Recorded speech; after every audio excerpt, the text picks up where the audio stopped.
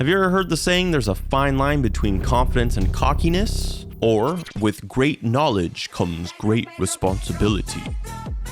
Let's talk about why those lessons can go a long way, especially when you're trying to sell a product. Video games. Video games are made by, well, game developers. Most of them ordinary people, like you or this guy. Maybe not that guy. But we're not here to talk about ordinary folk. So let's talk about a time when lead designers were considered or even self-proclaimed gaming geniuses, and how that worked out for them. Spoiler alert, only one of these guys has a job in the industry today. But first, to understand the situation, we must understand the role of a lead game designer. The average role of a lead game designer is in charge with leading the creative half of the ship, almost like the elementary school bus driver, except the kids are on Adderall and sometimes furries, with one goal: leading this bus to the corporate promised land, Money Mountain. On the way, the lead must come up with some flashy ideas that not only stand out, but deliver with the audience. Lead game designers are the rock stars of the game development world, but instead of traveling the globe with groupies getting laid and playing guitar, they are coming up with the next banger idea to make the nerds like us waste as much time as possible. Well, that's the average lead game designer. And like I said earlier, we're not here to talk about average folk. We are talking about the rock star game designers who did travel the world banging hot babes. And what a better way to start this story than with a tale of a man who lived like a Hollywood celeb, making video games. And in some ways, he was a Hollywood celeb. I remember watching my gamer TV shows and reading gaming magazines thinking, whoa, there that boy go again. That boy cray. Kill me now. Who's that, you may be asking? Well, Cliff Bleszinski, of course, aka Cliffy B, the coolest guy to grace the game devosphere. You didn't know who I was hinting at from the beginning? How dare you? Cliffy was a key part of the success of an old gem, Unreal Tournament, which deserves a video on its own. The game was very influential. Heard of Unreal Engine? Yeah, the engine powering most of the best looking games today. Cliffy was a lead on a PC hit, no easy task. With this success, he was gifted the grace to come up with his own new creation. So what would he do? Chainsaws on guns. Even Bill Gates was convinced. Genius! And with that, he created the legendary Gears of War, aka the last good idea Microsoft came up with on its own. All from blonde little playboy Cliffy B's wild imagination. I remember vividly the state of gaming when Gears of War was announced. It was the next big thing. The visuals, the visceralness, the entire concept. Cliff really cooked up a banger, but the thing is, video games were nerdy. It wasn't cool to be a gamer. And even more so, it wasn't cool to be the guy who made them. So how did Cliff find himself in the spotlight? I don't know. But Cliff does. Check out this sick clip from Gears of War: The Road to E3, a show that aired on MTV that displayed how times were changing for gamers. Dude was just built to be on camera. Bro was pulling up in luxury cars. Look how he just showed founder and CEO of Epic Games, Tim Sweeney, who's boss. Rad. Wearing outfits like he was in line for the next shot at Britney Spears. Can't blame the man. Seriously.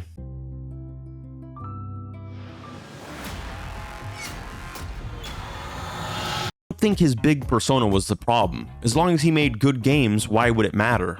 Cliff would go on to produce 3 Gears of War games, and all of them being bangers. But what goes up must come down. In 2012, and after 20 years, Cliff decided to take a bow. He had done his job and was ready to retire on top of his game. And he did, until Lawbreakers. Gravity-defying combat. You know Cliffy couldn't let the game just speak for itself. He had to tell everyone how it's going to be the next billion-dollar franchise. Cliff wanted to be edgy and hardcore, like he was good at in the past. But this time, add in a little bit of forced diversity and virtue signaling. To wrap this up quickly, Lawbreakers flopped hard. Super hard. Cliff used his massive wealth he had attained to try and make the next billion-dollar franchise, promised to bring the edge and told edgy people they weren't welcome, used his name and popularity to hype up the game to unrealistic expectations. And if the game did meet those expectations, sure, many people would probably be able to look past a circus act of Cliff Bleszinski, but it didn't. If Cliff stayed in retirement, sure, some people would still hate on him for being the egocentric wannabe superstar, but at the end of the day, his name as a successful game designer would go untarnished. As self-described, his ego got the best of him. He even came out with a book titled Control Freak, where he goes on to talk about his career and sexism and lack of representation in the gaming community. Okay. He's also into owning restaurants. Hey, I fucks with it. You go, Cliffy. I don't hate you. You live on in my head as the nerdy celebrity you always thought you were who created Gears of War. But even the size of Cliffy B's head could never match the size or potential of the head I have sitting right here in my... the size of the gentlemen's we have coming up next. The legendary Fable series was born on the cold, desolate, tax-whoring island of England. Codename Project Ego. Of course, by the one and only Peter Molyneux. Peter's career into video games started in 1982, selling Atari games on floppy disk. He then went on to create his first game in '84, The Entrepreneur, a text-based business sim, a precursor to his business future. Though the game is seemingly non-existent, selling only 2 copies, Peter convinced one of them was to his mom. Mr. Molyneux eventually found his way starting a game company, Bullfrog. In an act of heroism, Electronic Arts saved this poor sad's company by buying it outright. A brave and noble act of philanthropy, one Microsoft has taken upon itself to do for gamers everywhere today. Well, in this buyout, Peter was promoted to vice president of EA. He started work on Hellkeeper and halfway through got sick of EA. He sent an email to his bosses saying he planned on leaving to pursue new horizons. When they told him, okay, well, don't come back into work, you're good to go, he said, no, but please let me finish this little masterpiece I got going on first, which he ended up doing from home. I tried playing the game in an effort to do some like on the site investigative reporting or whatever the hell you want to call it. It's fucking bad, dude. In '97, the big guy finally did something great. He founded Lionhead Studios. He created the iconic franchise Black and White, even fully funding the project himself. And you thought after burning the bridge with EA, Mr. Peter Molyneux would leave EA alone. Well, then you don't know this man. Because after finishing the game, he told EA he would love to have them publish his game. And they did, leading him to establish the nickname Mr. Cojones by the local British children who awaited him outside his mansion every day, waiting for a chance to witness his greatness like Willy Wonka himself. Okay, I made that part up. Clearly. Soon after, P-Man made the forever goated Fable franchise, a personal favorite of mine. Knives and daggers and shurikens to be fast enough to catch arrows in midair. Stop the cap. If you didn't know, spoiler alert, you can't catch arrows or throw shurikens in Fable. So yeah, this is the beginning of the Peter Molyneux that we all know and love, I guess. Okay, whatever, he overhyped the game and made stuff up, who cares? Fable 1 and 2 were goated. Lightning usually only strikes once, but after Fable 2, Molyneux was wielding 2 lightning bolts like the god Zeus himself. The next phase in Molyneux's gaming mouthpiece career would be the most defining, Connect games. In 2009, he was tasked with making the next big tech demo to truly shock the world. You can't blame the man, he was probably hired to do exactly this. Hype the absolute dog shit out of Kinect like he does with everything else. And with 2 big-ass lightning bolts under his belt, why not? To keep it brief, the Kinect flopped hard. Sure, people bought it, but it sucked. Even with the massive disappointment, Peter was tasked with making another Fable. To say the least, the man went from a starry-eyed gaming visionary to the mouthpiece for whatever Microsoft was cooking up next. With his name being used like a baby wipe the day after a drunken Taco Bell feast, Peter had one last banger to bless the world with. The redemption arc begins. Free from the shackles, Peter was able to do his own thing. Back to his creative genius, he whipped up Curiosity, the mobile game where you tap a screen with millions of others for the chance of changing your life forever. Well, if you didn't know, there are a lot of people out there that will tap their screens for a lot less than changing their life forever. So let the games begin. Wow. Such invigorating gameplay. I wonder who will win. This guy. This guy won. What did he win? He gets called in to meet the man himself. He is quoted saying, I was pretty nervous when I arrived. I shook hands with Peter Molyneux. He said, Hi, Brian. Nice to meet you. How are you feeling? it was that quick, Peter added. If you sit down, we'll get things started in 5 minutes. That's when they made us play Goddess for 3 hours straight. It was our choice when to get up and start playing, but I didn't want to seem rude. Brian's big prize? The opportunity to play Peter's next big hit. I didn't know what to make of it. It was the kind of game I've never played. I'm not going to say boring, but just because it was so different. And 1% of all the royalties that this boring game would make. They then took him to the local pub and ignored him for the rest of the night. After receiving a signed poster of Peter Molyneux himself, a true collector's item indeed, Brian was sent home. Goddess released as the overhyped shovelware Peter was known to create. Brian waited patiently over a year and a half, reached out multiple times, and was ghosted. Peter went on record to say, I totally and absolutely and categorically apologize. This isn't good enough and I'll take it on my own shoulders. Some say Brian's still waiting. Peter, on the other hand, lives on the Mount Rushmore of gaming's rockstar devs who aged like milk. This makes for a good time to mention. Do you want to experience the next major gaming fall-off live and in person? Then hit that subscribe button, baby. It's only a matter of time. But even I wouldn't hope to go out like the next developer we're talking about, the lead developer of indie hit Fez. What do you think about the recently Japanese game? They suck.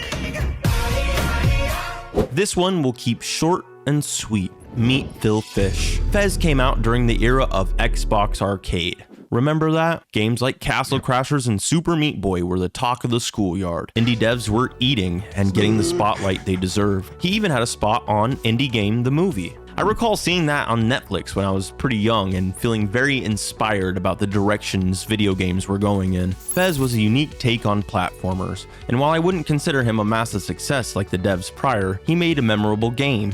Fez is to the Ottoman Empire what Mario is to plumbers, or Italians, or who does Mario represent? The Italian people, yeah.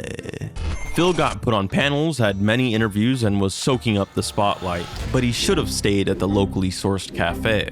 To this day, no one knows what the fish is up to. It's not making games, but hopefully, just maybe, it's swimming off in some far remote village where the whiteys can't get to him. We can only hope. But you thought this was over? No, I've saved the biggest man for last. The creator of the #2 best-selling game franchise of all time, only behind Tetris, which I don't think should count.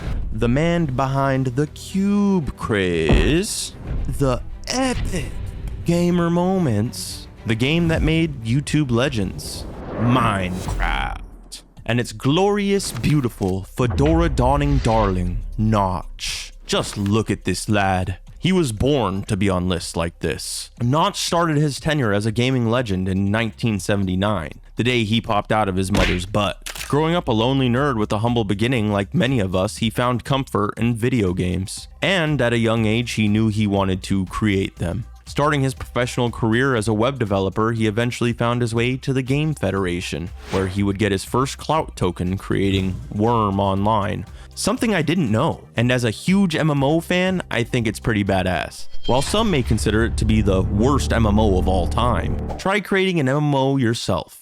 And in 2006, he proceeded to work on smaller projects he was passionate about, like Infominer, which truly laid the groundwork for Minecraft. In 2009, Notch would release his first build of Minecraft, releasing it on a forum, a truly humble beginning for the biggest gaming success of all time. In 2010, Notch would visit the Valve headquarters for a masterclass on Gabinism. He was extended an olive branch and offered a job at the Juggernaut Game Company, but Notch knew he was too good, even for the gaming god Gabin himself, casting foresight on this lad's future. Notch would continue his work on Minecraft, and in less than a year later, the game would have 1 million users. And 6 months after that, 10 million. It got to the point where he could start up his legendary exposition, Minecon.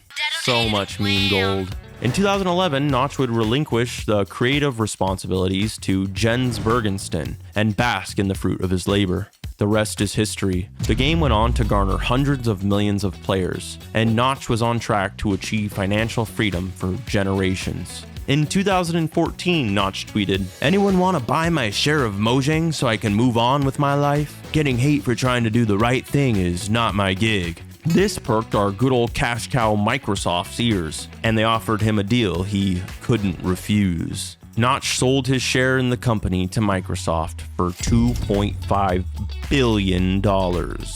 Notch could have lived the rest of his life in glory, but usually when people who never had money become ultra rich, mistakes are made, and Notch was no deviation from the norm. As first action as gaming's first billionaire, Notch outbid Beyonce and Jay-Z on a Beverly Hills mansion. He flew all over the world, banged chicks, I'm assuming, and eventually got bored. So he took to Twitter. Like many of our fallen heroes beforehand, he decided to get political. He proclaimed his support of Heterosexual Pride Day. Honestly, not that crazy. Yeah, sure, it's bound to piss some people off, but he said, "Anyone who disagreed deserved to be shot?" Yeah, that might be going a little too far, Nacho Man. In 2017, he called Gamergate, a social movement for women in the games industry, framework for bigotry, and called the leader of the movement a cunt. Did anyone else have like a mom that like you could generally say most of the cuss words around her growing up and stuff, but if you ever said fucking cunt,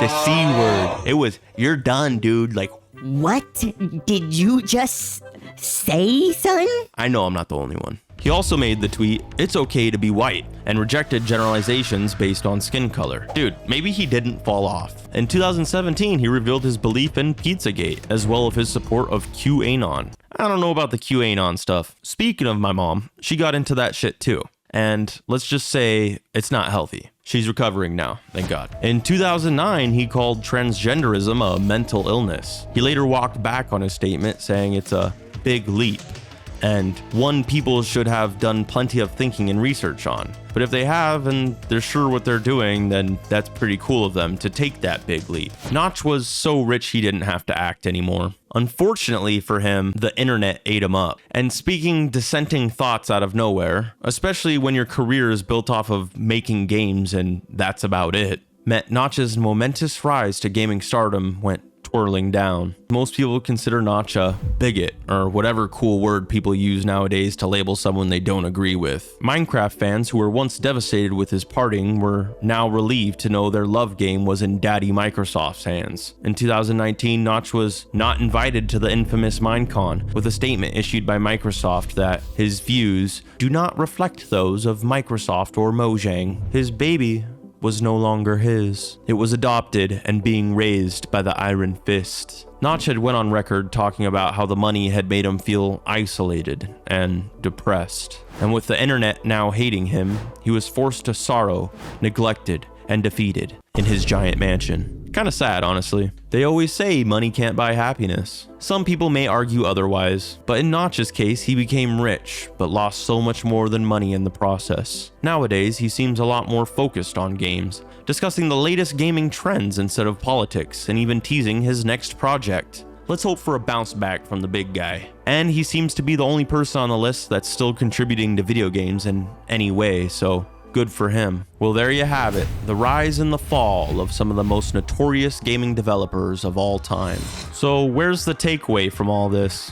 Maybe it's just a reminder that there's a fine line between cockiness and confidence. Or maybe it's a tale of how one's genius can work as a double-edged sword that should be wielded carefully.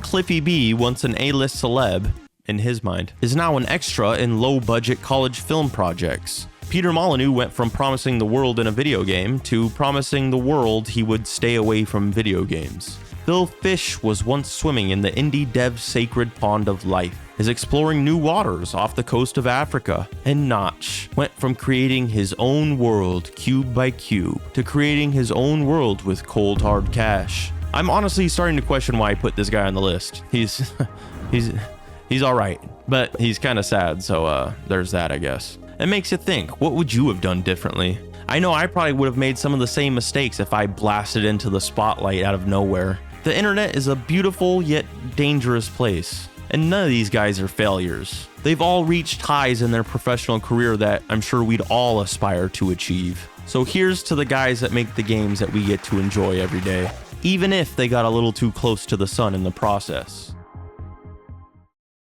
Now, most people don't watch the entire video through. So if you did, make sure to drop a comment or fight off one of those haters that are bound to pull up in my comment section. And if you really liked the video, make sure to hit that subscribe button. I think this is just the start of my own Clippy B journey, where I slowly start to rise until I eventually burn out. And I'd love to have you along for the ride. Till next time.